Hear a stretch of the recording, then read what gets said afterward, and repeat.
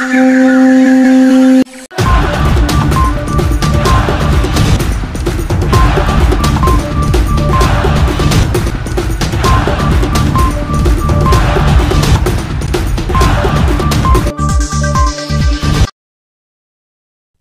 Ortisan Kambu tentang bakal calon kepala daerah Provinsi Papua Barat Daya pada pemilu gubernur dan wakil gubernur tahun 2024 nanti. Ia mengatakan bahwa belum ada figur yang layak untuk memimpin provinsi ini. Lanjut dia, walaupun ada bakal calon atau calon yang pernah menjabat sebagai kepala daerah di tingkat kabupaten dan atau tingkat kota. Saya selaku pengamat politik di Papua Barat Daya dan juga tokoh pemekaran Provinsi Papua Barat dan pemekaran Papua Barat Daya. Ya, baik. Siap. Itu rekam jejak saya sangat jelas dan sudah biasa bertarung untuk orang baik. Tapi nama lengkap dengan jabatan? Saya Ortisan Kambu. Untuk mencerdaskan masyarakat sendiri, kira-kira figur elit politik yang bisa melakukan perubahan di Papua Barat Daya seperti apa? Baik, untuk calon Provinsi Papua Barat Daya 2024 ini akan melahirkan calon-calon pemimpin baru. Artinya generasi-generasi Papua yang baik ada di Sorong Raya ini atau di Papua Barat Daya ada bahkan besok masuk. Mereka adalah petarung-petarung yang saya pikir cukup baik. Namun ini persoalannya adalah mereka adalah mantan kepala daerah yang pernah menjabat dan akan menjadi barometer ukuran ke depan. Berikut itu adalah ada seperti Pak Lambert atau Pak ini. Kemarin beliau terpilih dari Partai Golkar untuk jadi ketua. Pak Lambert ya? Pak Lambertnya, LJ, Lambertus Jetmau, Magister Manajemen beliau ini. Namun saya melihat ini perjalanan untuk calon gubernur masih jauh. Dalam statement beliau akan mencalonkan dulu wajar. Seorang itu ingin mencalonkan diri, itu mimpi boleh. Tetapi saya melihat ada faktor-faktor lain yang kemungkinan akan mungkin menjegal beliau.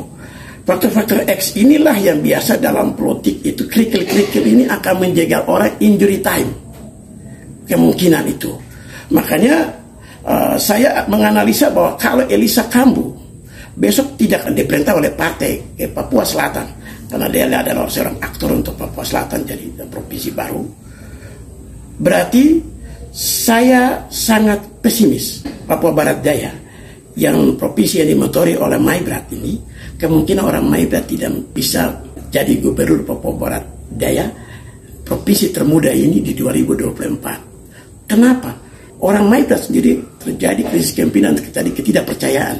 Dan saya sudah jauh-jauh hari berpikir, kalau itu terjadi maka saudara-saudara kita dari seperti Pak Jenderal pensiunan Pak Waterpaul kemungkinan akan bergeser dan maju di wilayah Papua Barat Daya. Dan itu wajar. Itu demokrasi. Karena beliau dengan bangun narasi pembangunan di Papua Barat, dan kalau beliau masuk, ya dia cukup dikenal. Tinggal gantung beliau membawa diri karena kehidupan orang Papua, Papua dengan orang Maibrat ini adalah kehidupan yang biasanya menyatu. Untuk itu saya lihat kalau sampai itu terjadi, maka orang Maibrat harus legowo, nggak boleh bantah. Karena kita terjadi pimpinan, kita sendiri tidak percaya bahwa orang Maibrat yang harus jadi gubernur di Papua Barat Daya, tokoh-tokoh kita lain.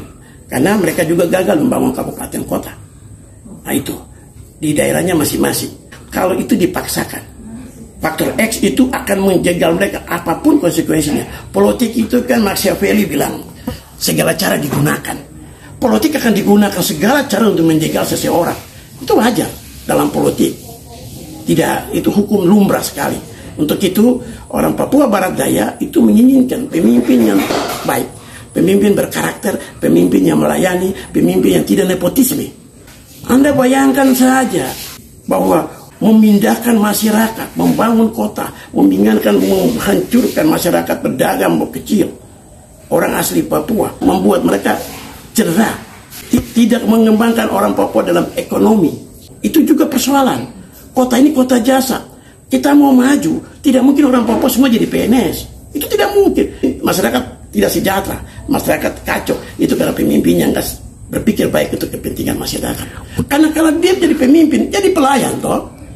bukan pelayanan untuk kelompok orang. Dan bagaimana mau bangun pencitraan kalau satu periode, 2 periode kita tidak pernah merubah cara berpikir kita tentang membangun masyarakat Papua. Papua ini kan bukan hanya suku Maibrat, bukan suku Tehit, bukan suku Moi. Ada orang Biak, ada orang Serui, ada orang non Papua. Kita kan bangun kebersamaan, toh.